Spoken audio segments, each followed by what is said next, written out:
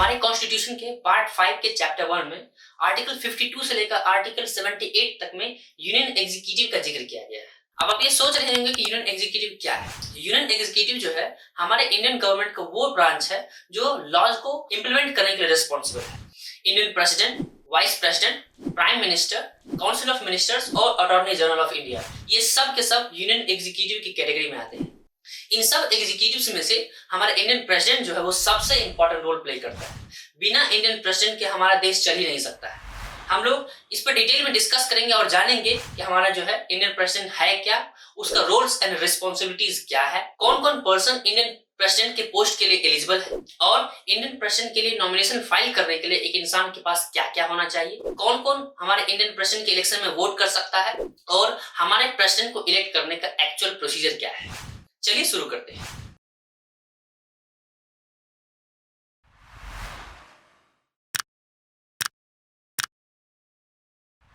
Hierarchy wise देखा जाए तो इंडियन प्रेसिडेंट देश का सबसे इंपॉर्टेंट पर्सन है। हमारे देश का कोई भी डिसीजन, जैसे कि कोई एक्शन ऑर्डर्स पास करना हो या फिर किसी भी इंपॉर्टेंट एग्जीक्यूटिव को अपॉइंट या ट्रांसफर करना हो, ये सारा डिसीजन इंडियन प्रेसिडेंट के सिग्नेचर के थ्रू ही पास होते हैं। आपने कभी गौर किया होगा तो देखा होगा कि गैजेट ऑफ इंडिया जो है वो सारे गैजेट्स इंडियन प्रेसिडेंट के नाम से ही इशू होते हैं। अब सवाल ये उठता है कि अगर इंडियन प्रेसिडेंट इतना ही इंपॉर्टेंट है तो हम लोग द्रौपदी मुर्मू जी को डेली न्यूज में क्यों नहीं देखते, हम लोग हमेशा मोदी जी को ही न्यूज में क्यों देखते हैं। तो इसका भी एक इंपॉर्टेंट रीजन है जिसके बारे में हम लोग सबसे लास्ट में डिस्कस करेंगे।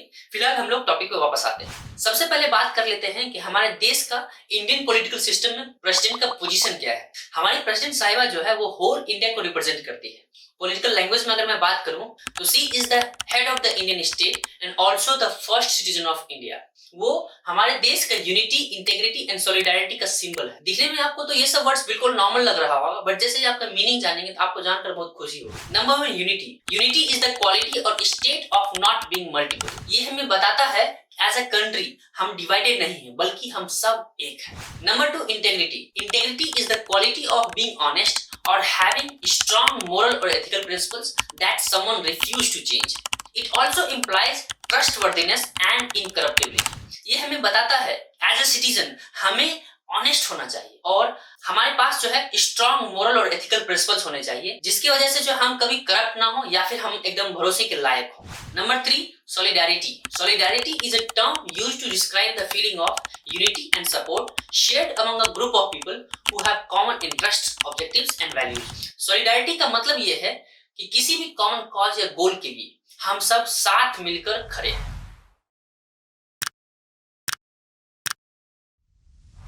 वैसे तो इंडियन प्रेसिडेंट गवर्नमेंट के सारे एग्जीक्यूटिव फंक्शंस में इंपॉर्टेंट रोल प्ले करती है, बट इसके अलावा प्रेसिडेंट का 2 इंपॉर्टेंट रोल है। नंबर 1, प्रेसिडेंट कॉन्स्टिट्यूशन को प्रिजर्व, प्रोटेक्ट और डिफेंड करती है। नंबर 2, प्रेसिडेंट साहिबा अपने आप को सिटीजन ऑफ इंडिया के सर्विस एंड वेलबींग के लिए डेडिकेट करती है। आप अगर सर्च करोगे तो आप देखोगे कि प्रेसिडेंट साहिबा जो शपथ लेती है उसमें यही सारी चीजें वो बोलती है।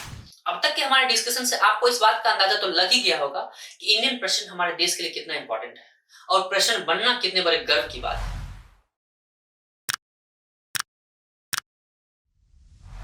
कहने को तो हमारे देश में 1.4 बिलियन पॉपुलेशन है, बट हर कोई इंडियन प्रेसिडेंट नहीं बन सकता है। इंडियन प्रेसिडेंट बनने के लिए कुछ एलिजिबिलिटी कंडीशंस हैं जिन्हें हर वो कैंडिडेट जो इंडियन प्रेसिडेंट बनने की इच्छा रखता है उसे वो कंडीशंस फुलफिल करनी ही होगी, तभी वो इंडियन प्रेसिडेंट पोस्ट के लिए एलिजिबल हो सकता है। वो कंडीशंस क्या है? तो वो कंडीशन ये है कि नंबर 1, वह भारत देश का सिटीजन होना चाहिए। नंबर 2, वह 35 इयर्स एज कंप्लीट कर चुका हो। नंबर 3, वो लोकसभा का मेंबर बनने के लायक हो। मतलब कि लोकसभा का मेंबर बनने के लिए जो कंडीशंस की जरूरत पड़ती है वो सारा कंडीशंस वो फुलफिल करता हो। नंबर 4, उस कैंडिडेट को कहीं से भी, जैसे कि central government, state government, local authority या फिर किसी भी पब्लिक अथॉरिटी से किसी भी टाइप का फाइनेंशियल बेनिफिट नहीं हो रहा। हमारे देश का वैसा नागरिक जो ये चारों कंडीशंस फुलफिल करता है हमारा इंडियन प्रेसिडेंट बन सकते हैं।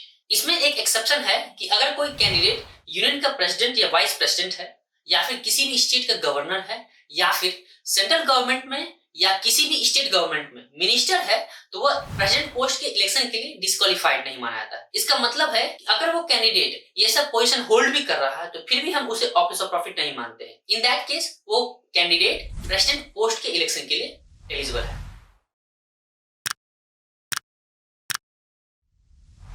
अगर कोई कैंडिडेट ये सब एलिजिबिलिटी क्राइटेरिया फुलफिल करता है तो वो प्रेसिडेंट पोस्ट के लिए नॉमिनेशन फाइल कर सकता है, बट नॉमिनेशन फाइल करने के लिए भी उसके पास कम से कम 50 electors as proposers and 50 electors as seconders का सपोर्ट होना चाहिए। इन शॉर्ट, उसके पास कम से कम 100 इलेक्टर्स का सपोर्ट होना ही चाहिए। एक चीज और है कि जब कोई कैंडिडेट अपना नॉमिनेशन फाइल करने जाता है तो उसे आरबीआई में 15,000 रुपए की सिक्योरिटी डिपॉजिट जमा करनी पड़ती है, जो कि रिफंडेबल है। हाँ, बट ये है कि अगर वो कैंडिडेट उस इलेक्शन में जितना वोट डाला गया उसका 1/6 पार्ट भी अगर सिक्योर नहीं कर पाया तो उस कैंडिडेट को सिक्योरिटी डिपॉजिट जब्त कर ली जाएगी। एक चीज और है, हमारा कॉन्स्टिट्यूशन जब से इनैक्ट हुआ है तब से जो है ये प्रपोजर्स और सेकेंडर्स की संख्या और सिक्योरिटी डिपॉजिट का अमाउंट इतना ज्यादा नहीं था।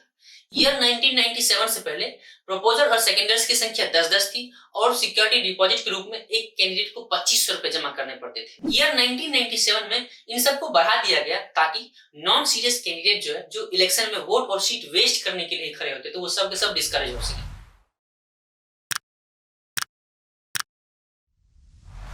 प्रेसिडेंट को डायरेक्टली जनता के द्वारा नहीं बल्कि इनडायरेक्टली इलेक्टोरल कॉलेज के मेंबर्स के द्वारा चुना जाता है। इलेक्टोरल कॉलेज जो है हमारे देश के जितने भी एमपीज एंड एमएलएज हैं उनका एक ग्रुप है, जिस ग्रुप के मेंबर जो है इंडियन प्रेसिडेंट को वोटिंग के थ्रू इलेक्ट करते हैं। अब ये इलेक्टोरल कॉलेज जो है किन किन मेंबरों से बना होता है? नंबर 1, लोकसभा और राज्यसभा के इलेक्टेड एमपीज, ये इलेक्टोरल कॉलेज के मेंबर होते हैं। नंबर 2, इंडिया में जितने भी स्टेट्स है उन सारे के सारे इलेक्टेड एमएलएज।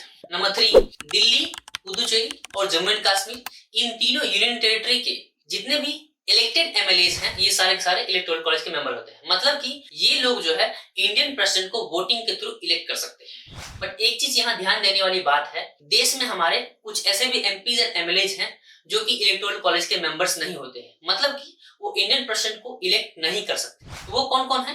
नंबर 1, लोकसभा और राज्यसभा के जितने भी नॉमिनेटेड एमपीज हैं। नंबर 2, इंडिया में जितने भी स्टेट्स हैं उन सारे के सारे स्टेट्स के नॉमिनेटेड एमएलए जो हैं। नंबर 3, दिल्ली, पुदुचेरी और जम्मू एंड कश्मीर, इन तीनों यूनियन टेरिटरी के जितने भी नॉमिनेटेड एमएलएज हैं। एंड नंबर 4, जितने भी स्टेट्स वैसे हैं जहां पर कि हमारा स्टेट लेजिस्लेटिव काउंसिल है, उन सारे स्टेट्स का जितने भी एमएलसीज हैं, चाहे वो इलेक्टेड एमएलसीज हो या फिर जो है हमारा नॉमिनेटेड एमएलसीज हो, वो सारे के सारे इंडियन प्रेसिडेंट के वोटिंग में हिस्सा नहीं लेते। अब ये फोर्थ ऑप्शन जो है बस उन्हीं स्टेट्स पर एप्लीकेबल है जहां पर कि बाइकैमरल लेजिस्लेचर है। आगे बढ़ने से पहले यह जान लेते हैं कि बाइकैमरल लेजिस्लेचर क्या है। बाइकैमरल लेजिस्लेचर का मतलब है कि 2 houses are acting as a legislature. India अपने पार्लियामेंट में 2 हाउसेस वाला सिस्टम फॉलो करता है। नंबर 1, लोकसभा, जिसको हम लोग लोअर हाउस भी बोलते हैं। नंबर 2, राज्यसभा, जिसको हम लोग अपर हाउस भी बोलते हैं। स्टेट के लेजिस्लेशन की बात करूं तो लोकसभा के इक्विवेलेंट जो है मेंबर ऑफ लेजिस्लेटिव असेंबली है और राज्यसभा के इक्विवेलेंट जो है मेंबर ऑफ लेजिस्लेटिव काउंसिल है। हमारे कॉन्स्टिट्यूशन में ये प्रोविजन है कि आर्टिकल 169 के थ्रू इंडियन पार्लियामेंट किसी भी स्टेट में स्टेट लेजिस्लेटिव काउंसिल को बना सकती है और उसे खत्म भी कर सकती है अगर वो स्टेट चाहे। मतलब कि अगर कोई स्टेट चाह रहा है कि मेरे यहाँ स्टेट लेजिस्लेटिव काउंसिल बने या फिर जो है तो खत्म हो जाए, तो वह अपने यहाँ जो है एक लेजिस्लेशन पास करेगी और उसे सेंटर के पास भेज देगी और सेंटर जो है आर्टिकल 169 के थ्रू उस लेजिस्लेशन पे एक्ट करके उस स्टेट में या तो लेजिस्लेटिव काउंसिल बना देगा या फिर उसको खत्म कर देगा। करंटली जम्मू एंड कश्मीर के यूनियन टेरिटरी बनने के बाद टोटल 6 स्टेट्स है जहां पर की स्टेट लेजिस्लेटिव काउंसिल्स हैं। वो स्टेट हमारे ये हैं: बिहार, यूपी, महाराष्ट्र, आंध्र प्रदेश, कर्नाटक एंड तेलंगाना। एक इंपॉर्टेंट चीज जो नोट करने वाली है, अगर कोई भी स्टेट का स्टेट लेजिस्लेटिव असेंबली जो है डिसॉल्व हो जाता है तो उस स्टेट के जितने भी एमएलएज हैं वो सारे के सारे एमएलएज अपना वोटिंग राइट्स खो देते हैं। मतलब कि वो प्रेसिडेंशियल इलेक्शन में वोट नहीं कर सकते। Example, in presidential election 2022 Jammu and Kashmir union territory का स्टेट असेंबली डिसॉल्व था, इसलिए जो है उस स्टेट के जितने भी एमएलएज थे वो उसमें से कोई भी वोट नहीं दे पाए।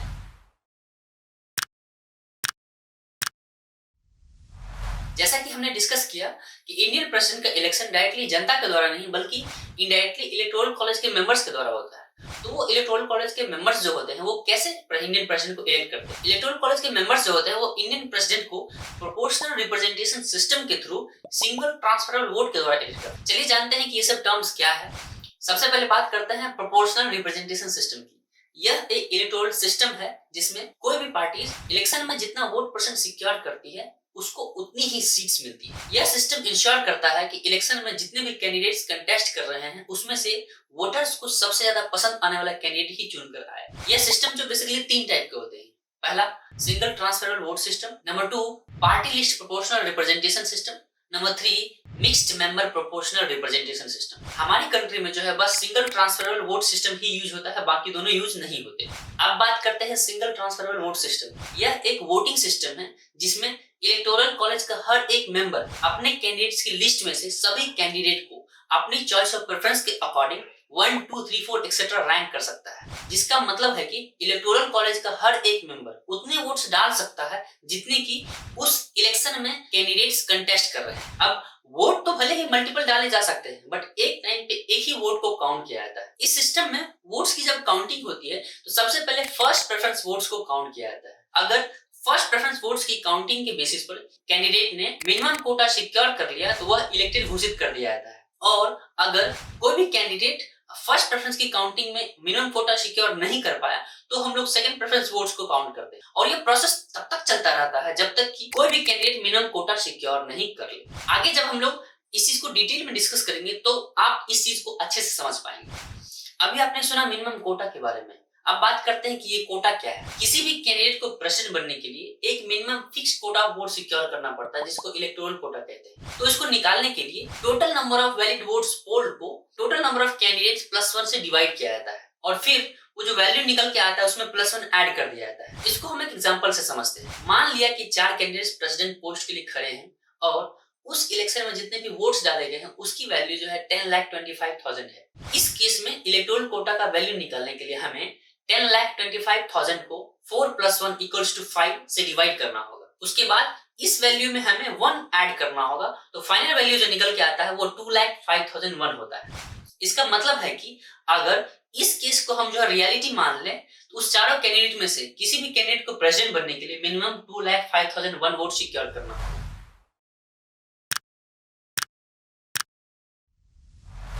अब बात करते हैं होल प्रोसेस की, जिसमें जानेंगे कि नॉमिनेशन फाइल करने से लेकर वोट्स की काउंटिंग तक प्रैक्टिकली कैसे होता है।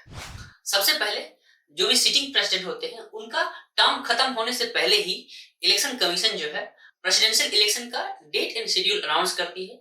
वैसे मेंबर्स जो सारी एलिजिबिलिटी कंडीशंस को फुलफिल करते हैं वो 100 सपोर्टर्स के साथ और सिक्योरिटी मनी डिपॉजिट करके नॉमिनेशन फाइल करते हैं।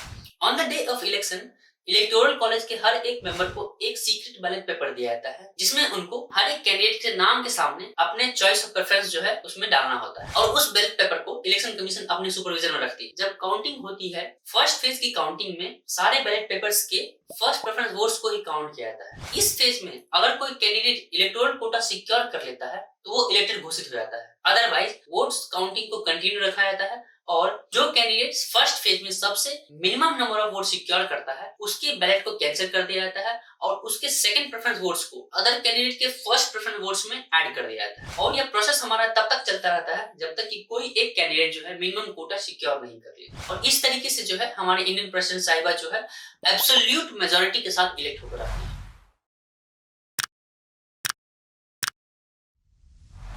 अब बात करते हैं उस सवाल का जिसका आपको बेसब्री से इंतजार था। मोदी जी और द्रौपदी मुर्मू जी में से मोदी जी ही हमेशा लाइमलाइट में रहते हैं, ऐसा क्यों?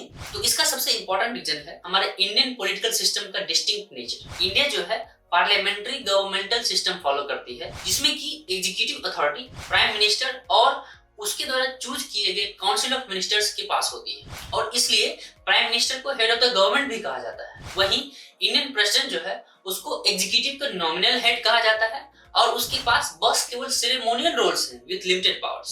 सेकंड रीजन ये है प्राइम मिनिस्टर जो है वो डायरेक्टली जनता के द्वारा इलेक्ट होकर आते हैं, इसी वजह से जो है वह जनता के प्रति ज्यादा जवाबदेह है। वहीं इंडियन प्रेसिडेंट का इलेक्शन जो है इनडायरेक्टली एमपीज एंड एमएलएज के द्वारा होता है जो कि कंपैरेटिवली हमारा इनडायरेक्ट या फिर जो है कम अकाउंटेबिलिटी वाला प्रोसेस है। थर्ड रीजन ये है कि मोदी जी जो है डे टू डे गवर्नेंस और पॉलिसी डिसीजंस में अधिक दिखाई देते हैं, शायद इसी वजह से जो है उनको ज्यादा लाइमलाइट और हायर पब्लिक रिकॉग्निशन मिलता है। कहानी अभी खत्म नहीं हुई है, ये तो बस शुरुआत है। हमारे कॉन्स्टिट्यूशन में ऐसे ढेर सारी कॉम्प्लेक्सिटीज है जिसके बारे में जानकर आपको बहुत ही अच्छा लगेगा और अपने देश के कॉन्स्टिट्यूशन से और उसको बनाने वालों से प्यार हो जाएगा। आप ये जानकर सरप्राइज होंगे कि इलेक्टोरल कॉलेज के मेंबर एमपीज और एमएलए जो हैं वो जो वोट कास्ट करते हैं ना उसके वोट का वैल्यू 1 वोट नहीं होता है और ऐसा भी नहीं है कि सारे एमपीज और एमएलए के वोट का वैल्यू सेम ही होता है। इन सब चीजों के बारे में हम डिटेल में डिस्कस करेंगे हमारी अगली वीडियो में। तब तक के लिए बाय बाय।